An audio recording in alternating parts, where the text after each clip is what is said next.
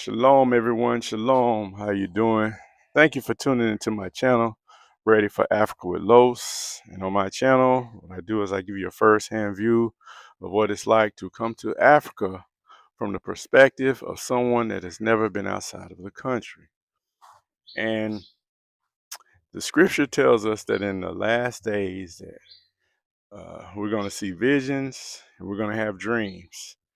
And I say that because earlier this week, a young lady called me and was telling me about her dream. Um, I think I can interpret dreams pretty well, but I want to know what your perspective on this dream is. She was tearful, she, was trying to get it out. And then later on, she sent me a recording of it. And so I kind of did a visual to what I think the dream means. And then so at the end of the video, let me know, do you think I'm accurate? Or give me your perspective. Was I right? Was I wrong? And so, with further ado, before we get started on the dream, right now, just pause what you're doing. Hit that like button. Hit the like button. Okay, thank you. Hit the like button. Let's proceed. This video is brought to you by Bellamy Transport. If you're in and around Dar es Salaam, think about giving us a call. Now back to the video.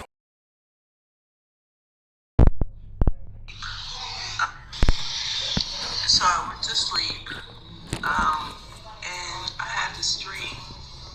There was a big iron door, it was iron down the sides. You could see through the holes. And when I went up to the door, I looked in and I saw Africa. I saw the people down on the floor selling stuff, like selling fruits and vegetables, people walking, people laughing, just living their lives. And me being kind of nosy, I looked at my sons and I said, oh my gosh, the other side of this door is Africa. And behind me was my house. And I had walked out of my house and walked to this strange door and saw that it was Africa. So I told myself, let's go in. So as we went into the door, we were on the other side and we saw Africa. We were literally standing in Africa and I was just absolutely amazed. And then I turned around and a bomb hit my house. A big explosion. And all I could see is the fire and the flames on the top of the house. And I got scared, so I opened the door and I went back.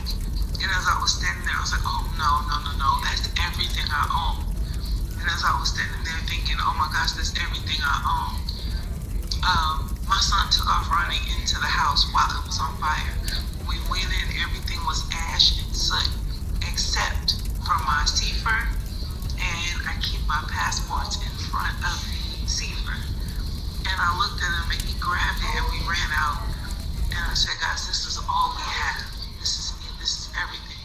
And I guess we're going to Africa. And so I walked back through the door. And as I did, and I turned around one more time and looked at my house that was basically ash and soot, I saw the Statue of Liberty behind it. And it was slowly falling and collapsing into the water. And I said, I heard myself say, this is the end of America.